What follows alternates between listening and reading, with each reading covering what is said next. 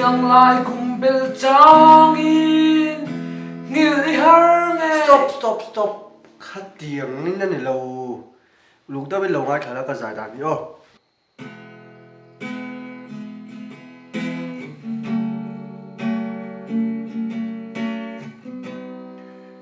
ít thải sầu giải nằm miệng lâu vui lúc các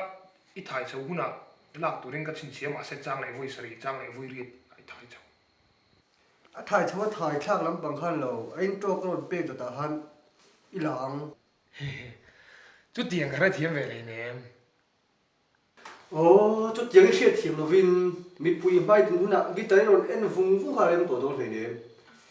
anh cho cái cái đó là lâu chín sẽ tới mong thế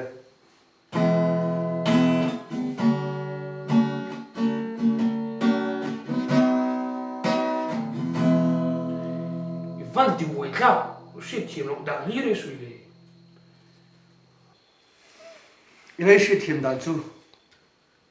cái trường nàng sẽ thiêm đàn vỗ này chúng đâu anh đi chọn cái sợi đàn thì sẽ thiêm tụi mình rồi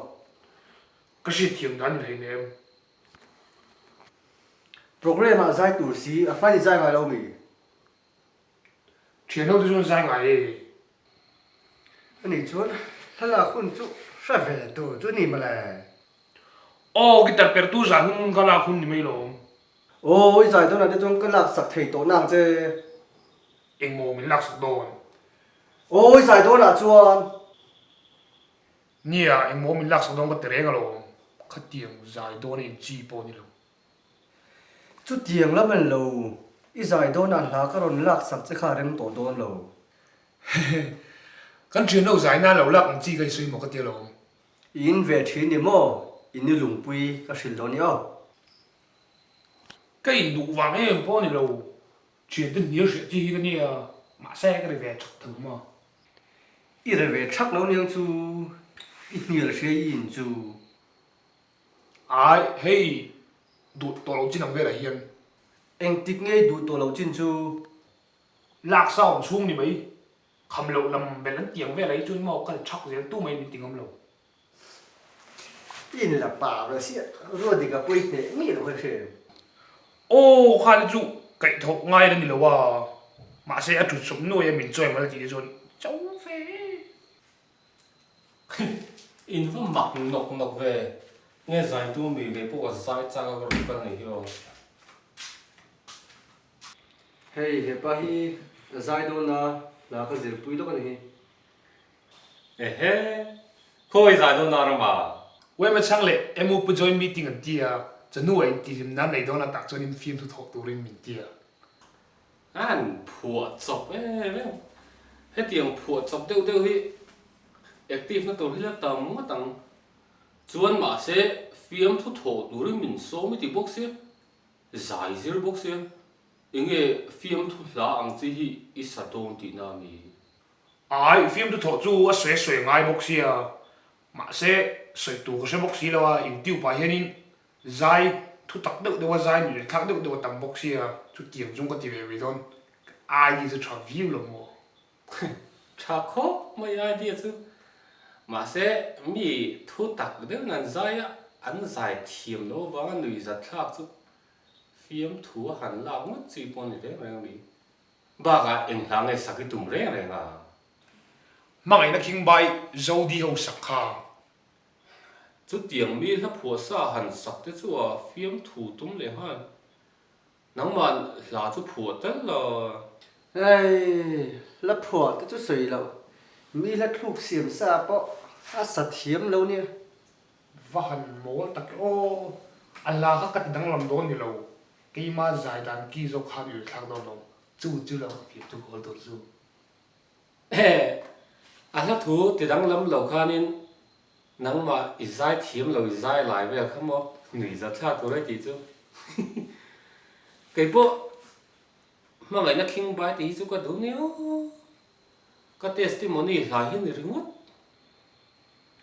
test chú anh xin nhé money chú paysa nhé mà ngày nó kinh bài chú ít paysa anh xin là lão mỏ là anh nó thiếu thêm buông chuộc tụt lá thì nào như chúng mà đấy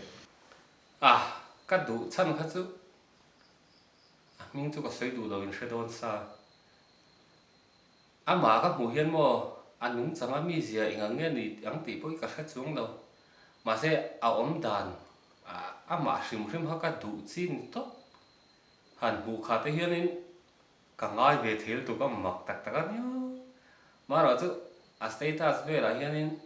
mình bắt đầu tí lần thế mà mình bắt đầu thế này nè anh là về lần tí lần này mà khó lại à po mình bắt đầu này là cả đồn các mùi hiền cả lâu thiệt về đúng không chứ biết bao thì mình này sẽ đang tì gật lão nhiêu mà các bèm ngâm bốc xí đâu dàn muốn là thấy hiện cái in ngày tụi nó sẽ thầy tệ mấy nhiêu các ngày tụi nó thì bữa mà hết cả mang ngày này cả riêng cái chú mang ngày này in tí về mang ngày nông gì bôi cả slow đấy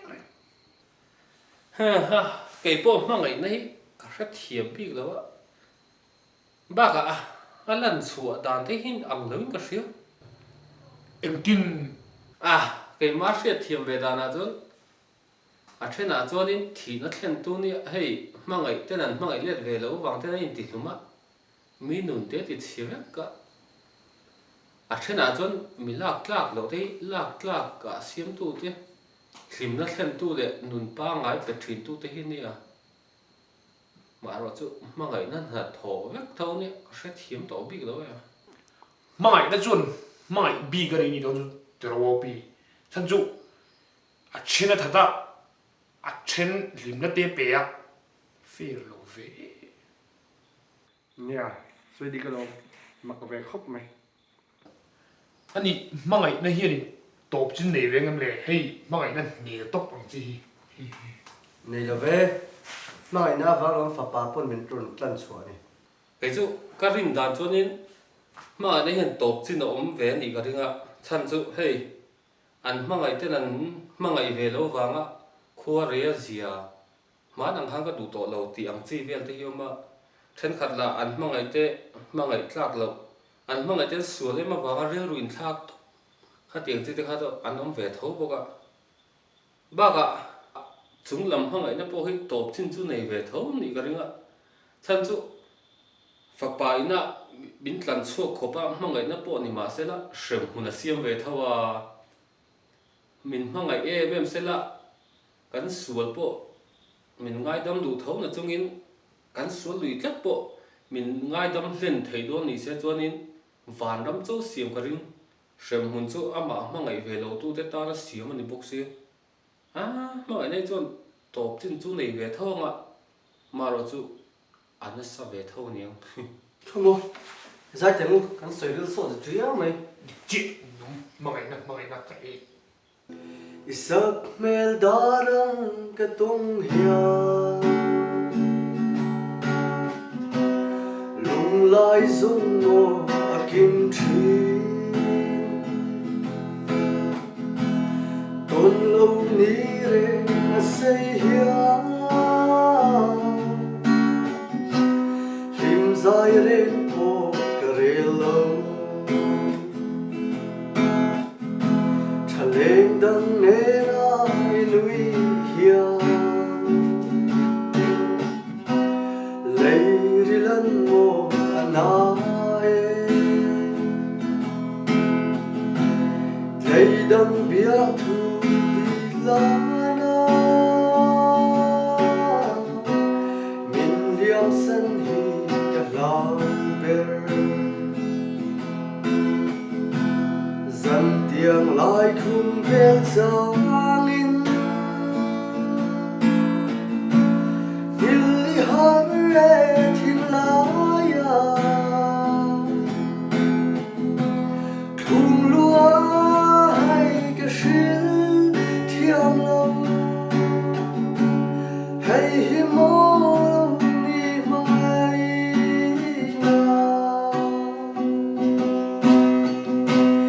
hay bil reng hian karing lo nang vang lung lam ka vai hi thu tin đi shil ka thiam lo